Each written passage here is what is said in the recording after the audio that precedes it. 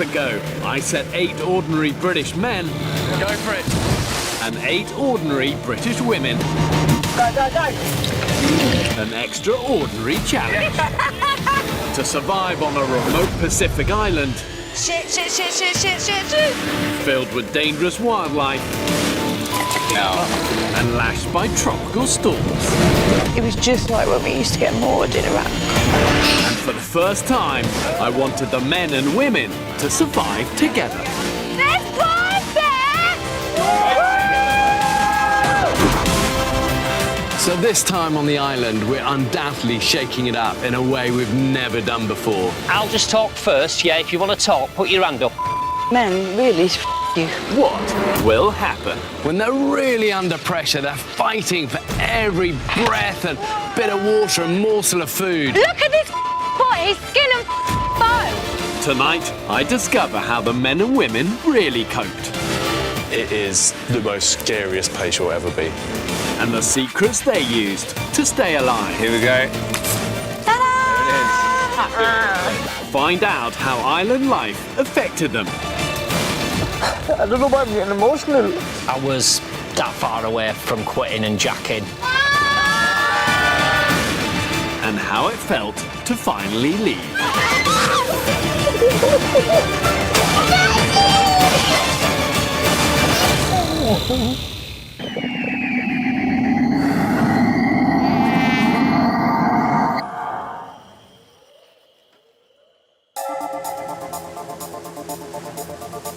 One month after dropping everyone off on the island, I returned to see who was left and how they've stayed alive. Coming this way. Here he is. Here he is, Mr. Bear! Mr. Bear. I'm so excited to go and pick these guys and girls up. But what's going to be interesting is to see how having boys and girls together for the first time, how that's affected their collective ability to survive. Here he comes. Look at you guys. Good to see you. About 30 days late, mate. Total respect to you guys, honestly, for what you've been through. Well done, guys. Come and show us your camp then, come on then. I dropped the men and women off as 2 separate groups, but once they'd met, they decided to face a challenge together. Our humble abode. Those are looking pretty good. The camp they built was basic, but it was enough to protect them from the ravages of a particularly nasty tropical storm season. So how long did it take you to figure out to make a good roof? This was built about 10 days ago. This is a lot more waterproof, do you know? That even when it's been absolutely siling it down, it's not come through this. Okay, so this has worked. Yeah. Oh my God! Look how flooded the whole camp is. No. When the first rainstorm hit, it was a real wake-up call. The frequent torrential downpours took a huge toll on the group. My hands were like a 90-year-old woman. I cannot tell you how deep the skin went. I was just like, what is happening to me? The skin is starting to sort of break off and form little ulcers, which is obviously really shit. Keeping the elements at bay in such extreme conditions was no easy task. We did build ourselves a shelter that leaked like a sieve. We'd all just sort of huddle around and it'd be leaking, it wasn't big enough. I can vividly remember sitting around that fire for literally days on end. It's just relentless. These guys are managing to sleep somehow. I don't really know how.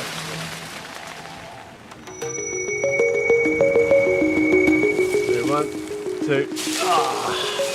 After weeks of suffering, they finally decided to make some home improvements. We done an extension. We're doubling the size of the shelter, essentially. The difference between having that shelter where once we got it doubled in size and when we didn't have it, and the team spirit and the morale and the attitude was actually quite significant. That took so much of the pain of when it rained away. Nice, isn't it? That's covered that now, which is great.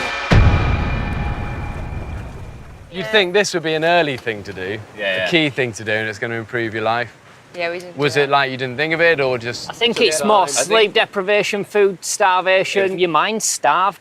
Knowing what you know now, what would you do differently? Would you do this day one while you got energy? Absolutely. Get a good communal space, cover the fire, something covering the firewood, and then that's it.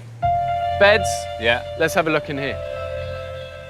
Did anyone think of maybe using some palm fronds to pad it out a bit, or? Yeah. Slept on that for like 29 days. Your back gets used to it, you adapt to it, you suck it up, basically.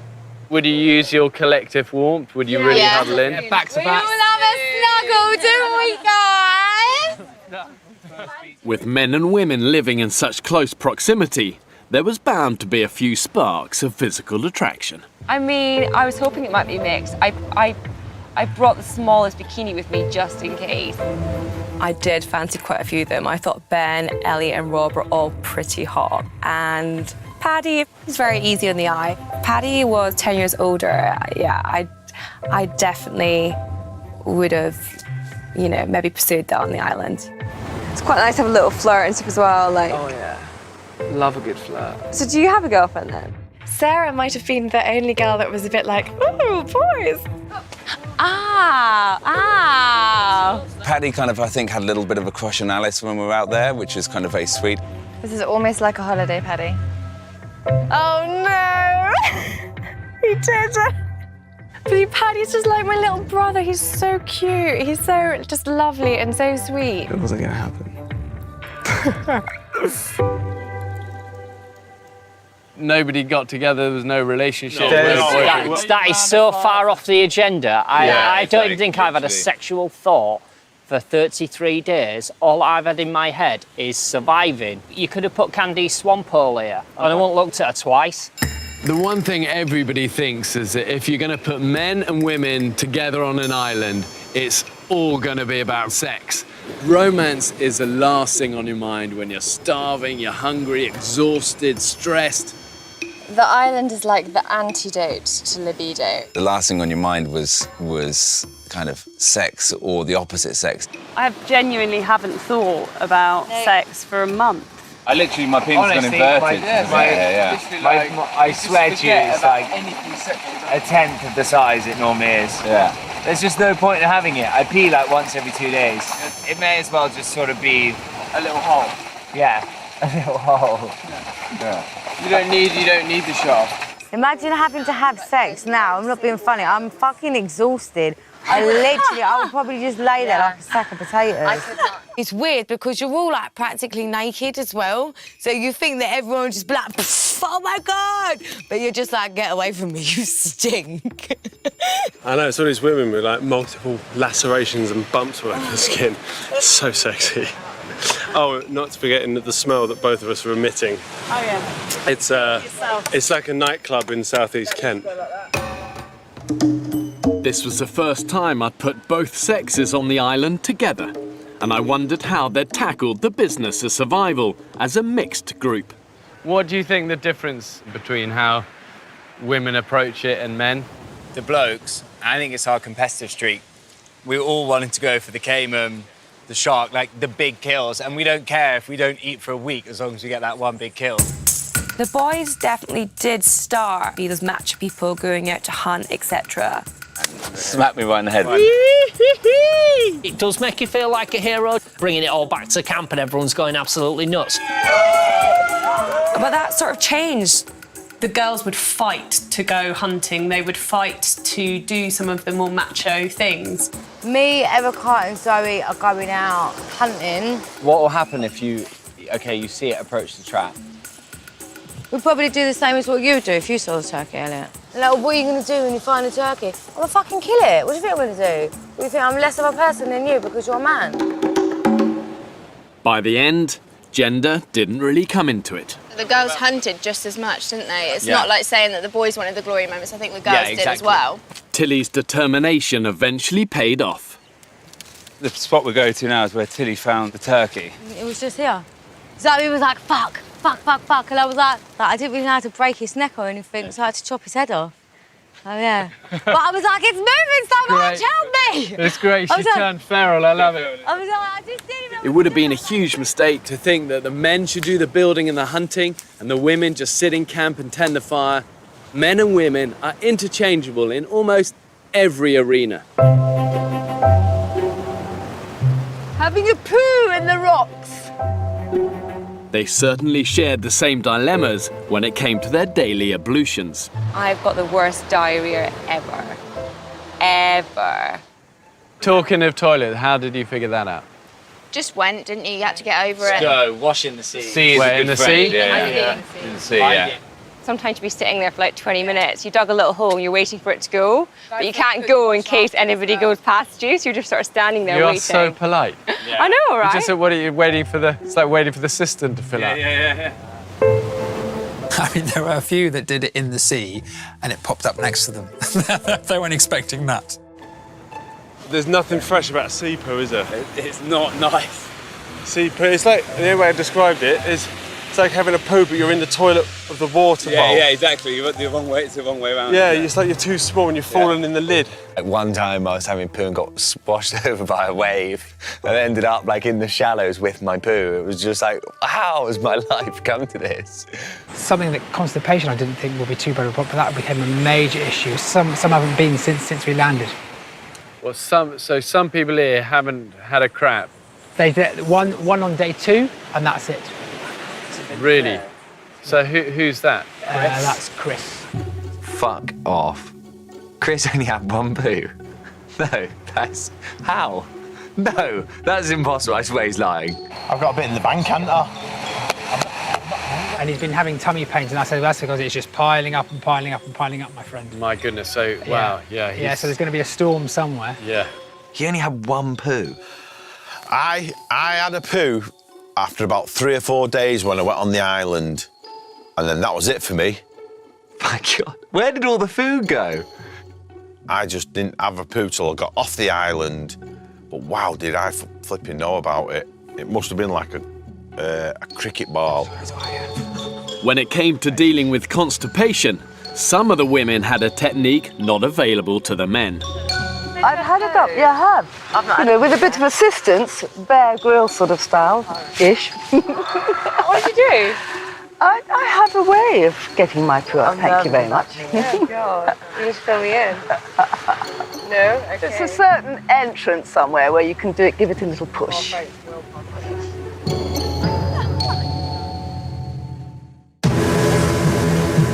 I marooned 8 men and 8 women on this remote Pacific island. Here he is, Mr. Bear! A month later, I returned to see how the survivors fared. Look at you guys. Good to see you. Did you have any times where the fire went out? No. So 33 days you've had a fire straight? Yeah. It's pretty impressive considering the amount of rain you've had. Yeah. Making fire was one of the men and women's most important survival priorities. But marooned separately, each group had to do it for themselves. Fuck off. We didn't just spend hours and hours, we spent days trying to get a fire going. Bear taught us how to make it, spark it up. I didn't know how to do this. That sort of spindle, this sort of da-da-da-da. Do this, we did great. In the field, not a chance. The women got their fire going with far less trouble. Put it down, please. I was being called to teach them how to do the fire. I literally have lived in the bush, so I learnt a lot of things like that. Erica, it's safe to say I don't think we would have done that without your very important input. Erica is a character. She was awesome. She was a bit fucking hardcore, like Jungle Jane. Did they actually do it in 20 minutes? Did they? Oh, God, that's pretty embarrassing, isn't it? Yes! We've just seen a group of people. What the fuck? When the men and women did finally come together, I mean, my heart's pounding. the men were eager to prove their masculinity. I win, you stupid piece of wood. There was a few alpha males in there who were like, you know, we're strong big men, we need to build stuff. I think the guys dominated, we just imposed ourselves. I mean, I see it so often that men, you know, approach things very cocky. Shane, no, I'll lift that for you, doll. Pumped with testosterone, desperate to prove themselves. But actually, survival is always a marathon, not a sprint. And the worst thing you can do is burn yourself out. Men think like that, don't they? Slam dunk. As the experiment wore on, the men having 10% less body fat I feel weird. quickly started to suffer. If you get up too quickly, you just pass out, as like quite a few people did. Paddy passed out more than once, actually. Jobs were allocated to whoever was capable, and gender became irrelevant. When you're on there, whatever you can do and bring to the island, you just do it. Smashed it, guys. I was quite shocked. I was still carrying them jerry cans to the end. Well chuffed. By the end of it, the women bought exactly what the blokes did. And some blokes were weaker than the women and some women were weaker than the blokes. It's not about gender, it's about individuals. It's a numbers game, really. I think it doesn't matter. It's irrelevant to gender. I think it's just about having enough people to do everything and enough hands-on. To me, it's about character. Character, yeah. You know. I ensured the islanders had enough indigenous animals and vegetation to keep them alive. They just had to find it, Is that lime? Is that lime? Fucking limes! catch it, Oh, come on, fall on it, rugby tackle. and kill it. OK, I've got it. It was tough going, but ultimately they found just enough to survive. I'll gnaw on a bone, if I may. My word, that is small. Right, so this is for everyone. Bear, we prepared one for you as well. The group invited me to join them for their last meal on the island. Oh, that is amazing, isn't it? Yucca, toasted coconut, and sugarcane. Well, you guys are going to understand the power of that. Yeah. When you're deprived of sugar and you need energy, that must have been like a great day. It also goes through you like a Porsche. Like a ball. It was a humble yet filling feast. I haven't been starving for 33 days and I can really appreciate the taste of that. It's good, honest, wholesome food. And for you guys, thank you for going to so much effort and sharing that with me. For the first time since I've started this experiment, the islanders didn't have fish to offer me. Usually the ocean is a good source of food, but not in an El Nino year. Feels like we're pissing in the wind a little bit. There's no bloody fish. El Nino causes the sea temperatures to change, warming up the East Pacific. And the fish that normally swim in these waters swim off to find somewhere cooler. Right, you fish bastards. This is going to get you. I thought the waters would be absolutely teeming, so I was like, we'll go out, we will catch lots. Fucking hell. I really had this image that we'd just be there, like, fishing all day, coming home, having a massive fish dinner. Nothing. Oh, yeah, man. I caught loads of pufferfish. Oh, it's a fucking pufferfish. But you can't eat them. Well, you could, and you'd die. The lack of calories meant the group experienced dramatic weight loss. Right. We have scales, people. I don't think any of us need scales to know we've lost weight. Yeah. Between them, they lost almost 30 stone. Billy Martin, 55. The girls were like, yes, I've lost like 3 kilos. The boys were like, ah, shit. Elliot, how much weight have you lost? 7 kilos in total. Right. Woo, that's fucking daddy. You know, lost quite a bit of weight. Your total weight loss is 10 kilos. Shit. When I was on the island, I lost 3 stone, man. That is just like, I'm buzzing about it. Although they can laugh about it now, enduring starvation always puts a huge strain on the group. One of the things I said to you when I dropped you off, I said, remember the value of kindness. Yeah. And a few of you looked at me like, huh? But do you understand that now? Yeah, totally. You notice how like morale affects the camp of one person. So if one person gets upset or angry, then it affects absolutely everyone in your community, and it's like it's magnified, isn't it? We've got fuck all set up apart from a fire. Look at that. Look at it. Look at it. When you live in a close-knit community and harsh, extreme environment, fracas can erupt about the most ridiculous things. Doing fuck all while everyone sits on their hands. I'm being fucking strong just because you can't. I didn't do just that. because it's not your race. Everyone It takes a lot to to get me going. But because mentally you're so gone, I just switched. Riz. I'm not bothered. Everyone can do whatever they want. Fuck off, mate. Who the fuck are you talking to? Yeah. Dickhead. One person particularly struggled to keep their temper. Fucking boots right next to the fire. Erica was just an absolute throat pot. Shitty fucking brains. Fuck off, Erica! You're doing my fucking head in. In the wild, when people are under pressure and your life is on the line, you've got to do all you can to keep a group cohesive and together. Because when it's together, it's strong. It's not strong when it's fragmented and broken.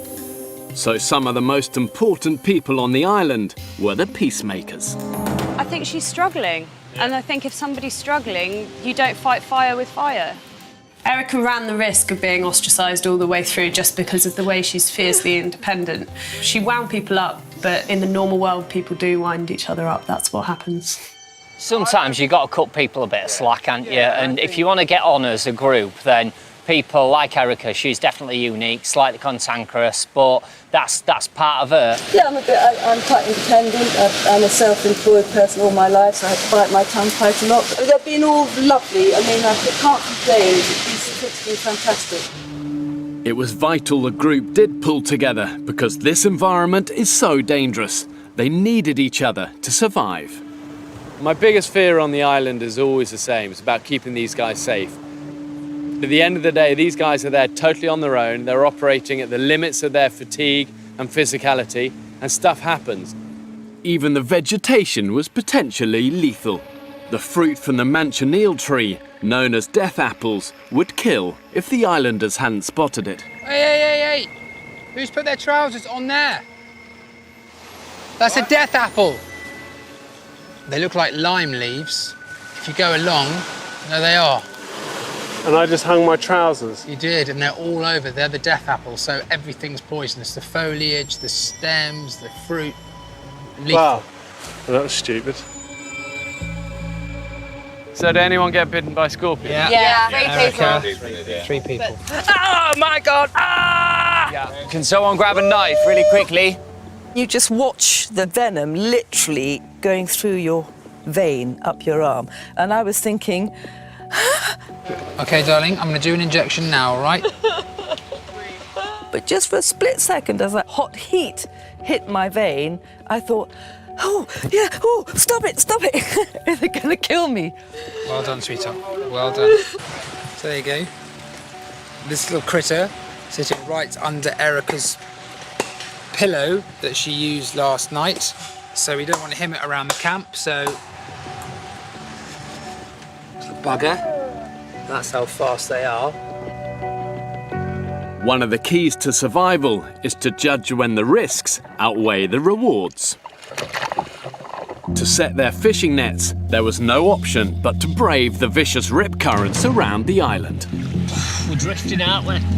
The sea could look incredibly calm and peaceful and just like, oh, this is nice. And underneath the water, there is a really strong current. I think you should come back. You're being pulled away.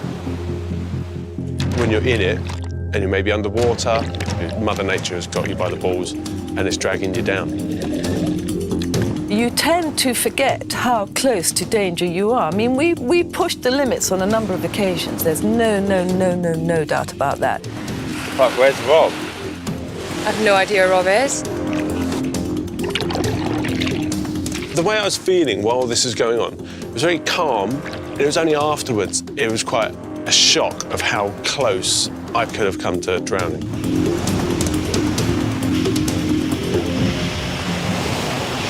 not mess with Mother Nature, man.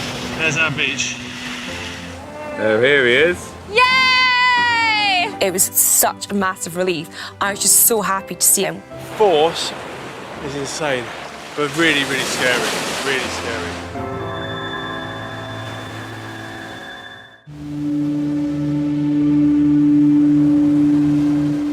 A month after marooning 8 men and 8 women on a remote island, I returned to find out how the survivors made it. You remember the rule of threes we taught you in the training? Yeah. 3 weeks without food, 3 days without water, 3 minutes without air, 3 seconds without thinking. Literally. You know, and you witness that.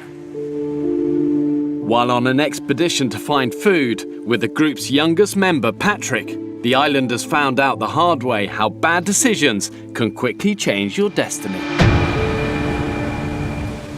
It's strange how you don't realise what sort of stupid stuff you're doing. Fucking hell. Like climbing along cliffs with big bags and no safety harnesses or anything. Shit! Oh, shit! Shit! Paddy, you all right? Paddy! Stay there, man! Oh my God, he's going white. Oh my God. I feel like sort of heat go through in sort of part of your spine. And I thought this is what it felt like to break my back. And that was terrifying, like utterly terrifying. My safety team was on call 24/7 in case of emergencies. But even they were at the mercy of the elements. You need to be in the water to understand the power of the waves.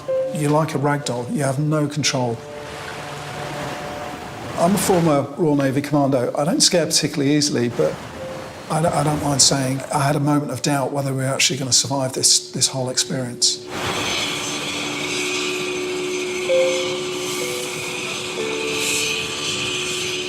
Oh my God, what the fuck has happened?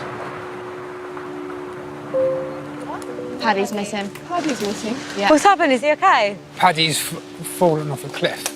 I think that was probably one of the scariest moments for me on the island. It was a real shock. And I think we realised, you know, we're all so vulnerable here. Remarkably, Patrick was found to have no lasting injuries. To fall from that height, it is amazing that I got away like unscathed. I mean, I had a bruised bum and an achy back leg. This could have been different. I could have been wheeling around in the wheelchair for the rest of my life. Really sad. And I miss my team and I want to go back on the island. Because that's where I belong right now. You don't realise how good it is until you don't have it anymore. And then when you come off, you're like, wow, that was actually insane. I wouldn't change that experience for the world. I'd do it again in a heartbeat.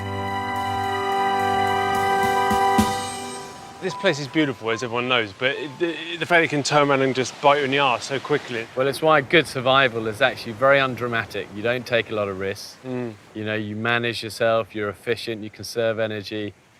You know, yeah. It's not so exciting, but it's how you survive. While physical injury is an obvious danger in this kind of environment, it's easy to underestimate just how much of a psychological toll the island can take. Hannah, you're right, you sure? Hannah, better. Ben, just don't like it when it's overhead. The violence of the tropical thunderstorms triggered war veteran Hannah's post-traumatic stress disorder. We're in the eye of the storm.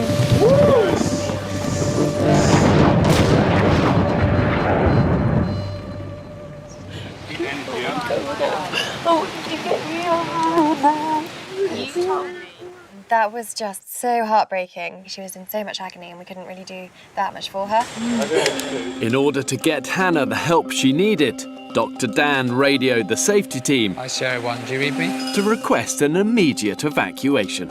I thought I had beaten what happened to me in Iraq in 2007.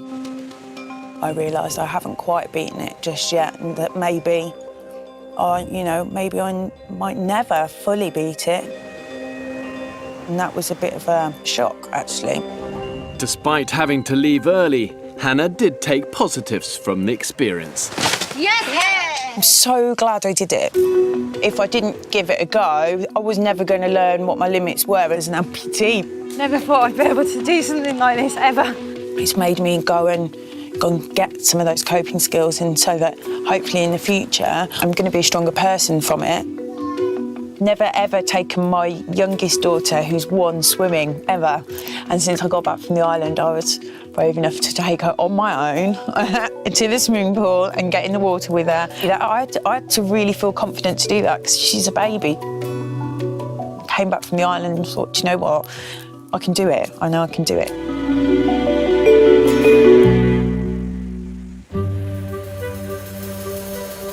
To cope with all of the islanders' medical issues, I put 2 doctors on the island, Dr. Alice and Dr. Dan. So Dan, you've been the doc for everyone on the island. So has that been pretty full-time for you? I know coming into the jungle, I tried to prepare people to look after their feet, and then one by one, they all went down with trench foot. Trench foot hit almost everyone in the camp. Oh my God! You, too, could date a girl with feet like this. Trench foot is essentially when the outermost layer of your skin, the epidermis, just gets a bit saturated and boggy and stagnant. It's delicious. You can't treat this nasty condition, but you can prevent it by maintaining a strict hygiene routine. You have to have your dry set of clothes or your clean set and your wet set. And during the day, you can be wet as you like, and in the evening, you have your dry set. Otherwise, you will get problems. Look at Dan, he's on clothes dry already. That man never stops. His stuff has to be pristine constantly. If there was an award for the cleanliest, well-kept, Dan would win them hands down. In the end, I was the one having the last laugh. Although I wouldn't laugh at them being a doctor, that would be unfair.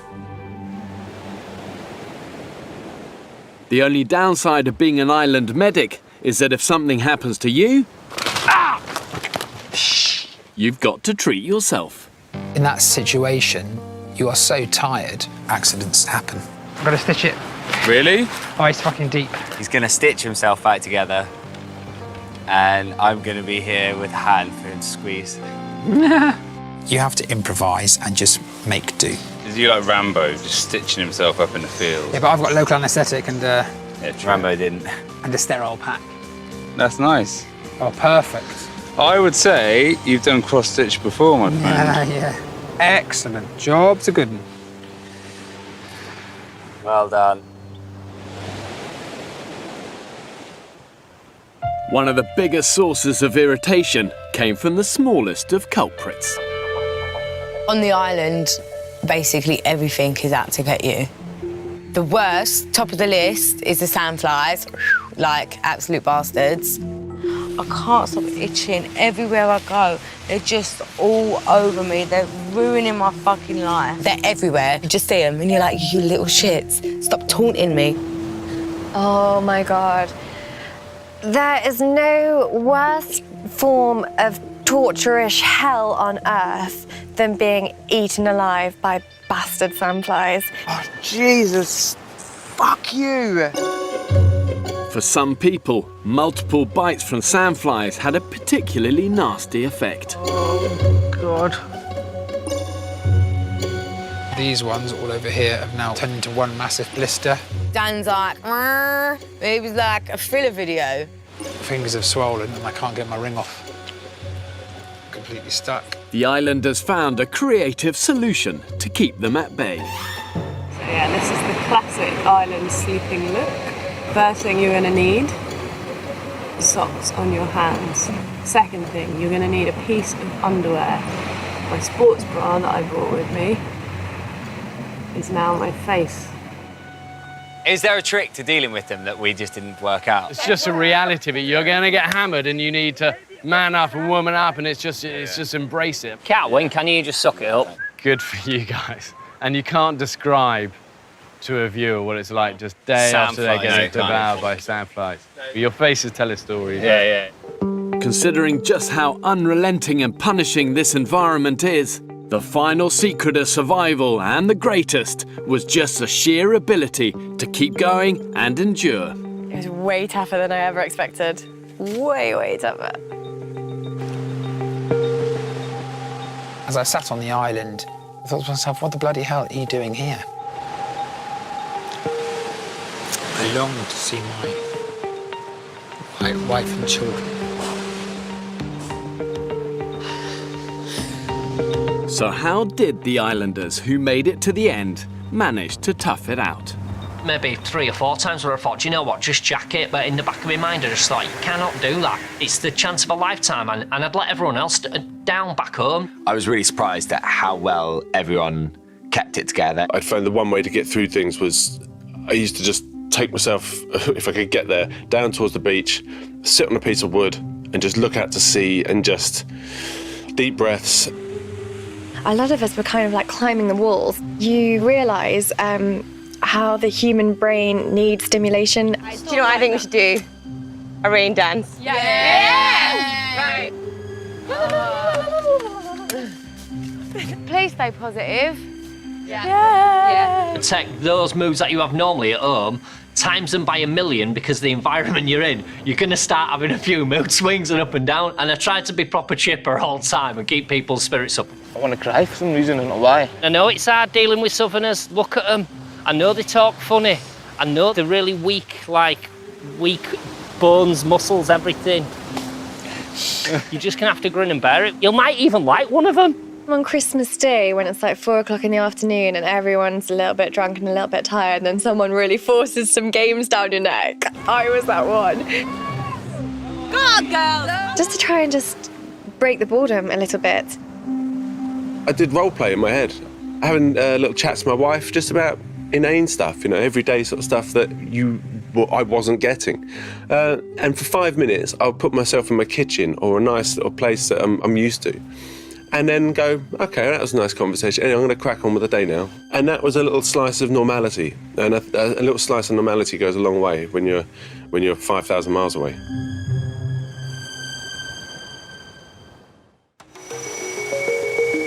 After a month on the island, the 13 remaining islanders have made it through to the end. They were about to return to civilization. There's no doubt, and I've seen this year after year, and we're now in the 3rd year, the island really dramatically changes people. It gives them an appreciation of the important stuff in life. You guys have been stripped right back to the raw bones, and it's inspiring to see, and you guys don't see it yet because you're in it. But I come in now, and you're different. It just really makes you appreciate how great we have it in the UK and how lucky we are. It makes me appreciate my family more than trinkets, money, anything. Family. And it just clears the mind of all the other shit that you don't necessarily need in the Western world.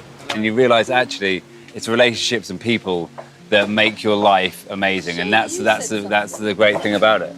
Imagine if you could do this island in a tablet and you give it someone.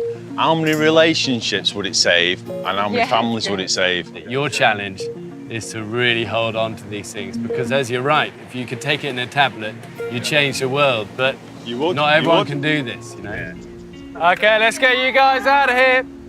It felt a little bit sad because it was the end of something, but, oh, the relief. Yeah, baby.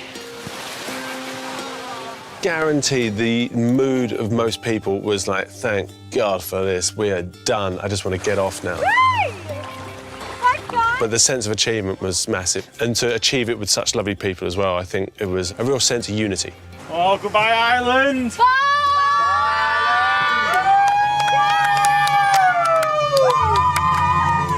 Oh, God, it was so heartbreaking.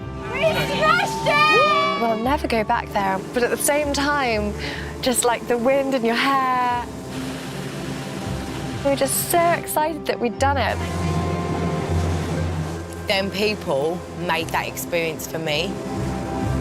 They were fantastic teammates and fantastic friends, and I'm glad that out of everything that we've been through, I'm so glad that I met them.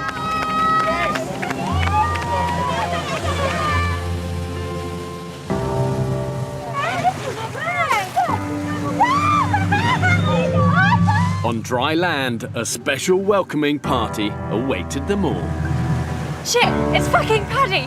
Paddy! Injured student Paddy.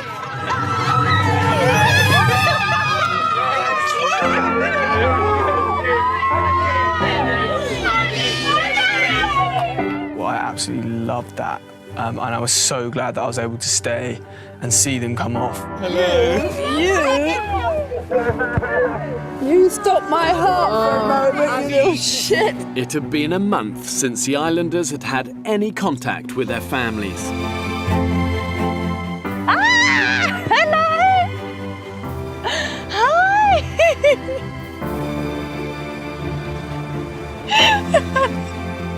All the way through the island, the one thing that I missed more than everything else was my husband. And it was just like, oh my God, you know, there's my best friend, everything's gonna be all right. Dad? God, is that you?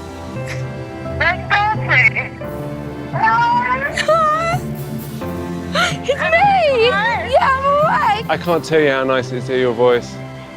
You're like a little warming rock in my heart. Hello. Hi, Mum. Hi, Katie, how are you? I'm really good, how are you? I really missed my family. It was just like opening a floodgate, really. Now that was a beautiful phone conversation. When you've got used to surviving on the most basic of diets, There's vegetables. becoming reacquainted with everyday food can be overwhelming.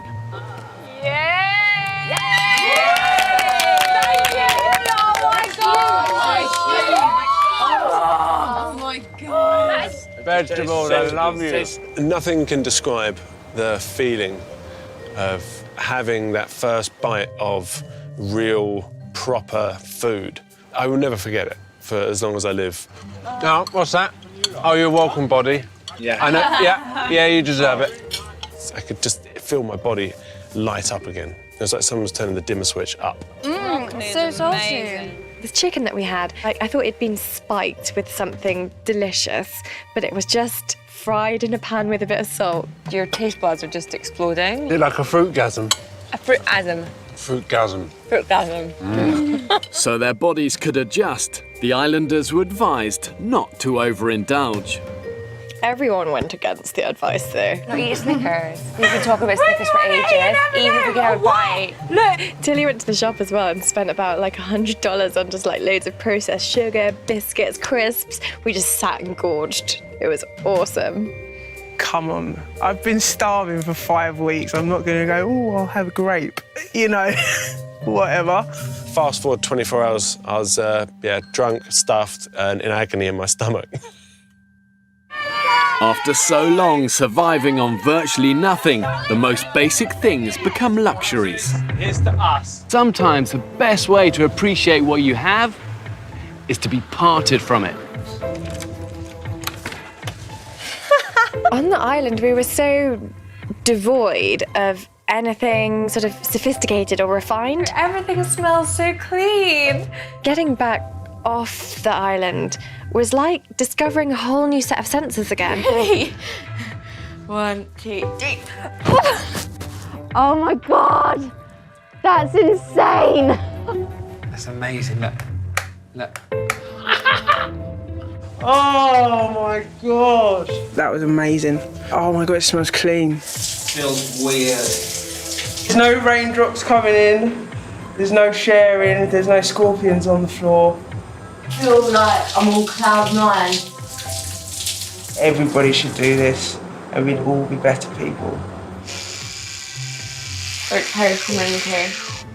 I could go to sleep now. Wow. It's really great. So great. Oh my God, I'm such a loser. Back in the UK, after a 5,000-mile journey, the islanders are nearly home. I'm looking forward to just smelling my mum. I know that sounds really weird, but like, you know, when your mum like wears like a certain perfume and it reminds you of like Saturday night as a kid when your mum used to go out or something. I'm glad to be home. I've got butterflies actually, and I can't wait to see my mum. I'm asking myself, did I really do it? Or is it just a dream? And the only thing is, I'm looking at you with the camera, so it can't have been.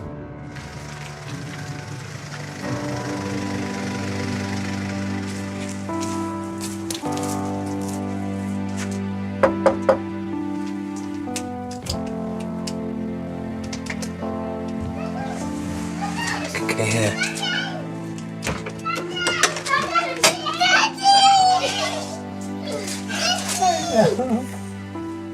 Just those few seconds of my wife opening the door and seeing her and my children there made it all worth it.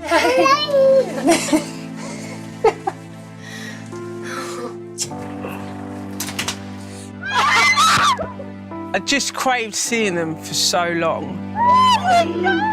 And I could just see how proud they were of me as well. Oh my God! You skinny cat. I don't think there's like a better feeling than seeing your mum if you've not seen her for that long. Oh, well done, darling, well done.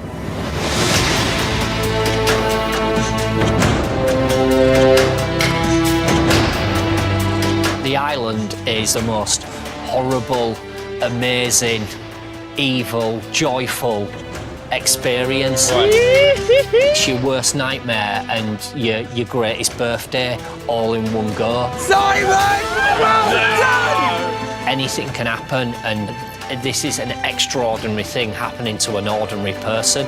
Go on, boys.